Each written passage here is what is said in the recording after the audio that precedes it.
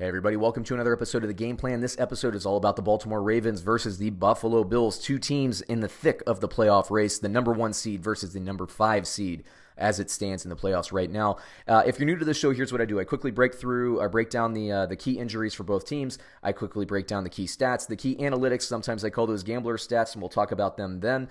I will put those together and put together a game plan, a path to victory for both the Bills and the Ravens individually, and then we'll clean it up with some daily fantasy and fantasy football projections at the end of the show. Just a reminder to everybody, I do not root for or root against any team in the NFL. I do not care. I'm just a football analysis guy. I like to bet on football. I like to play daily fantasy. So I come from this purely as an honest, here's my analysis point of view. So if you think I'm biased, I'm not. I'm not pro anybody. I'm not anti anybody. I just love football. And I love this matchup, actually. I was thinking the Ravens, looking at this matchup, I thought, Ravens -6, according to the spread. I was like, yeah, I like the Ravens. When I started digging into the matchup, it's a lot more interesting. So respect to the Bills and kind of what they're doing. We'll talk about that in a bit. Before we get rolling, please, if you could give me 2 seconds of your time for 2 clicks, a like and a subscribe. Help us grow this channel. We are now a YouTube partner. Thanks, everybody out there, for your continued support through the season. We have a lot of new cool stuff coming out, so please keep the likes and subscribes coming. We appreciate that. But let's move it on now with no further ado to the injuries. For the Ravens, you see Marquise Brown, I think he'll play. Seth Roberts, I think he'll play. And then you got a couple of linebackers, cornerbacks, and guys that are questionable. It's okay to see some questionables at this point. And I have to say, I've seen some other injury lists. This is a pretty clean sheet for the Ravens, given where they are today. Now, the Bills, you have basically their left guard questionable. They're going to need their left guard this game. Okay, so I think he'll play, but that's a pretty clean sheet for him as well. As far as injuries go, I really honestly I wouldn't give a nod to any team. Assuming Marquise Brown plays, I think he has to play to basically kind of stretch the secondary there, but we'll talk about that in a bit. Now let's talk about the key stats. These are in terms of yardage accumulated throughout the year. The Ravens, and I do position group versus position group. So we see the Ravens have the 25th best passing offense versus the 3rd ranked passing defense of the Bills. Vice versa, the Bills ranked 23rd in passing offense versus the 13th ranked passing defense for the Ravens. Now, if you look at the run game, these are running teams. Ravens, no surprise, they're 1st. The Bills are 5th. The run defense for the Ravens is 6th compared to the 14th ranked run defense. So if I'm looking at these in terms of yardage accumulation, look, when you see a 3rd ranked passing defense versus 25th ranked passing offense, the truth of the matter is Lamar Jackson is so talented as a runner that he hasn't had to throw for 200, 300 yards per game. He just hasn't had to. And that really is another reason why this run offense, I should say, is so good. I was surprised to see how good the Ravens rank in terms of running defense. They're improving there, and their pass defense is improving well. This defense is playing more and more like what we're used to or accustomed to seeing recent Ravens teams being. Ever since that Marcus Peters trade, this team has really just kind of done a 180 defensively. They figured some things out. Now, the Bills have a very, very good defense. I think they give up the fewest amount of points in the league per game, other than maybe the Patriots. Actually, they might be 3rd behind the Patriots and the 49ers. But either way, they're under 16 points per game given up.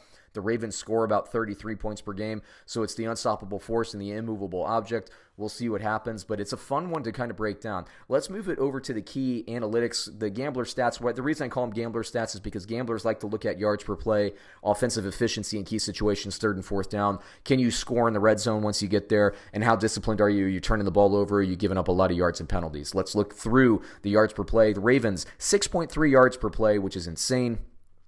Compared to the Bills, who give up under 5 yards per play, which is also insane. Very, very good. A net, if you average these things out, you're looking at Ravens 5.4 yards per play, which is a healthy yardage. Now, if you look at the Ravens defense versus the Bills offense, very interesting. You see that the Ravens give up 5.6, the Bills get about 5.5, so that's about even there. So if you take a composite, if the Bills can basically slow that tough Ravens offense down, you're looking at a yards per play, which is actually really, really close yards per play wise. So I kind of throw that out the window. If I'm looking at this from a betting point of view, an analysis point of view, I throw it out the window. Yes, I know the Ravens are great offensively, best offensively, but the Bills are pretty darn good at defense. Let's not sleep on this team, okay? Then you look at 3rd down conversions, 4th down conversions. You see the Ravens converting 48% of 3rd, 75% ridiculous of 4th downs, and they're also aggressive on 4th downs, which I like. Now the Bills, they're only getting 38% on 3rd down offensively, 42%. So that goes towards the Ravens, which you would expect. The Ravens are my number one team in my power rankings. I think Bills are like 9 or 10 or something like that. So, yeah, I mean, the Ravens are a better team where they are right now. But they haven't played the Bills yet, okay? And to be fair, the Bills have not played the Ravens yet. Let's look at red zone percentages. Teams that can run the ball like these two teams do, they always do well in terms of getting touchdowns. Both of them are about 2/3, give or take. You see that the Ravens get about 67.4. The Bills, 63% of the time they get in the red zone, it's touchdowns. But if you look at defensively, the Ravens are actually better in the red zone defensively in terms of forcing field goals, which you wouldn't have expected if you looked at these defenses and the scoring averages coming into the game. Now, what you're seeing is I think the Bills get off the field a little bit more than the Ravens do, and that's why they give up less yards per game. But again, slight advantage because I do think that the Ravens will get into the red zone. They move the ball, and I think the Bills will get in. I think you give that slight advantage to the Ravens once more. And then turnover margin, you see both teams on the plus side, which is what you want to see. The Ravens slightly better at 0.7 turnovers per game in terms of a turnover margin, so they're a plus 0.7. Bills are at a plus 0.2. And then I think the difference in the penalty yardage is negligible. You're looking at basically one false start penalty and difference, a 5-yard difference is not that big of a deal. All right, so let's look at the path to victory for the Baltimore Ravens. First of all, run Lamar. Run like you have. Run with reckless abandon. Run to daylight.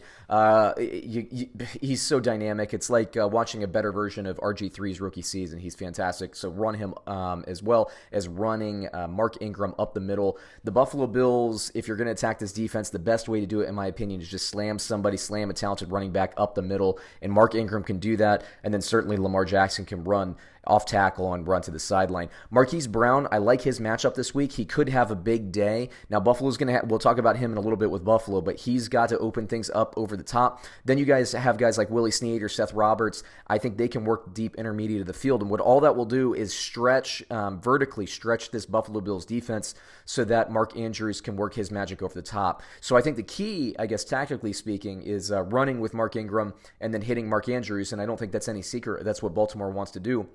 But that plays to actually the Buffalo Bills' favor. So how do you neutralize what the Buffalo Bills are doing? Once again, you got to open them up over the top. I think Marquise Brown on the sidelines, and then Snead and Roberts basically running posts, deep seams, like all that kind of stuff. You got to get those deeper so that the safeties drop back and it opens up basically that window, that 10-yard window past the linebackers and below the safeties. That's how you win the game, I think. Then lastly, I mentioned Andrews. He's drawing a tough matchup. The Bills are very good. This Buffalo Bills defense is really good. The only thing that always gives me pause is the first time you see a quarterback like Lamar Jackson who's so freaking fast, you just can't prepare for it. You can know schematically, you can say, hey, we understand the read op, you can say all that stuff, but until you experience the speed of a guy like Lamar Jackson, you cannot prepare for it. You just can't do it. So the Bills are going to have to basically learn on the fly. And Andrews, although he draws a tough matchup, on the red zone, the Bills are giving up more touchdowns to that secondary tight end. So I like Boyle as a daily fantasy, possibly budget play. I like Hayden Hurst, and I think those guys will be there. But like I said, I think the key to Andrews isn't so much can he beat his guys in coverage. It's can the wide receivers stretch the field vertically enough for him to get room. The next for the Buffalo Bills for the game plan. Josh Allen, I think he has to give the Baltimore Ravens a dose of their own medicine, meaning I want to see Josh Allen run the ball. Now, he's not as fast as Lamar Jackson, but he is a bit more powerful, in my opinion, and I think he can get it done. And I think the Bills are going to need him to run the ball. Use Singletary in the flats. I love Devin Singletary. I don't think they're using him enough. I don't think we've even seen and scratched the surface of what Devin Singletary can be in the NFL, and that's a good thing for Buffalo. It's a good problem to have, but they are going to need to use him in the flats and use him more as a receiver. And when I say use him more, I'm talking about getting like 10 targets this game. They're going to need to throw the ball to him to get into second and manageable, third and manageable situations. The next on the list, contain Lamar Jackson. You can't really stop him, but don't give him the sideline. If he's going to run the ball, make him run tough yards up the middle, give him some hits, make him run off tackle on the read option. Just don't give him the sideline. Next, win coverage with Marquise Brown. I think they're going to have to cover him one-on-one, and they're going to have to bottle him up. They cannot give him deep balls down the sideline. They have to do well. If Marquise Brown is drawing double coverage or he's drawing safety basically their attention, then it's going to be a long day. It's going to be a long day for the Buffalo Bills, because then you can start to work the middle of the field with Mark Andrews, as I was saying. And then I think the Bills, to win this game, need to take at least one possession away. And I don't mean a turnover. That could be it, but I mean flip the field. That could be being aggressive on fourth down and going through and getting the fourth down. Flip the field at least one time, possibly twice, and I think that the Buffalo Bills will be in really good shape to at least cover the spread, but to possibly win the game. Let's close this show out with some fantasy football analytics. If you're unfamiliar, RoccoBot is the name I've given my fantasy football computer projections. I don't always agree with RoccoBot, but we'll talk about it if that happens. First and foremost, Lamar Jackson projected at 16.1. RoccoBot respects the Buffalo Bills defense, and while I do as well, I think Lamar Jackson, what he does in the running game, I think he will definitely be over 20 this week. Even if the Ravens don't get a lot of touchdowns, he just gets you too many yards rushing the ball. He's definitely going to exceed that expectation, in my opinion. So right off the bat, I disagree with RoccoBot. I do think Ingram's a great play. I think he'll do well. Gus Edwards, I think he'll exceed these based on what I'm seeing in the play charts. I think that the Buffalo Bills could give up some yardage, and I do think the Ravens are going to continuously run the ball. So Gus Edwards, I do think he'll exceed this expectation a little bit. Marquise Brown, Snead, Roberts, I don't like the projections. I think they're sits. We mentioned Marquise Brown. I think tactically speaking, even if he doesn't have a big game, they can just keep taking deep shots to the Baltimore Ravens, and if they have to draw the attention of the safety and draw double coverage to make sure he doesn't get a deep ball, that's only going to help things underneath, so that's not even a bad thing. So tactically, I think he's still a very, very important piece in this, although fantasy-wise, I have him as a sit. Mark Andrews, 8.4, that's kind of, that's almost fringe start, fringe bench. Now, I would start him anyway in my fantasy team just because of the potential there, but if you're a daily fantasy player, Nick Boyle, I think, is a nice budget play for you. Defense and special teams, I like what the Ravens are doing. They could get some turnovers from Allen, although he's been playing very well as of late and holding on to the ball.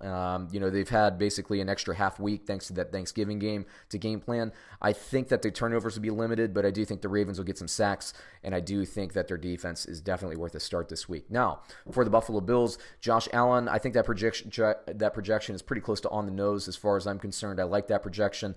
Frank Gore, Devin Singletary. Now, like I said before, Singletary has to be more involved in the passing game for the Buffalo Bills to have a chance here. So I think Singletary will exceed this expectation by Mr. RoccoBot. John Brown is a definite start, obviously. Isaiah McKenzie, I didn't read this point, but Isaiah McKenzie is going to have an opportunity deep against the Ravens at some point in this game. Allen has to hit him. That's a big deal. Isaiah McKenzie, potential-wise, I think he could be a nice daily fantasy play for you if you're looking for a budget play. Cole Beasley, you got to have him working the seams, so you're working Devin Singletary in the flats. You're working Cole Beasley over the middle from the slot, and again, that opens things up for John Brown deep. It opens things up for guys like Dawson Knox, who I don't have as a great start this week as well. And then lastly, defense and special teams. I actually don't have, if you're playing the number one scoring offense in the league, you're not going to be projected as a start most of the time. Again, all respect to Buffalo. I think this is going to be a closer than comfortable game for the Baltimore Ravens and their fans. I don't see this as a runaway. It is going to be a very interesting game. I think it's going to be close to the cover. I do take the Ravens in this matchup, and I think most people would, but that's not to say I'm sleeping on Buffalo. I like them. I've liked them all season. Like I said, they're in my top 10. They are 9-3. They have to be taken seriously. I'm certainly taking them seriously, and everybody out there should be taking them seriously as well. It will be a fun game to watch. I will be tuning in. I will have multiple TVs going, and I can't wait to watch this along with the San Francisco-New Orleans game, which we also have a game plan episode about, so check that out as well. Once again, everybody, please like and subscribe. Thanks for watching. We'll be back with more game plans, so check those out as well, and we'll catch you on another episode soon. Thanks.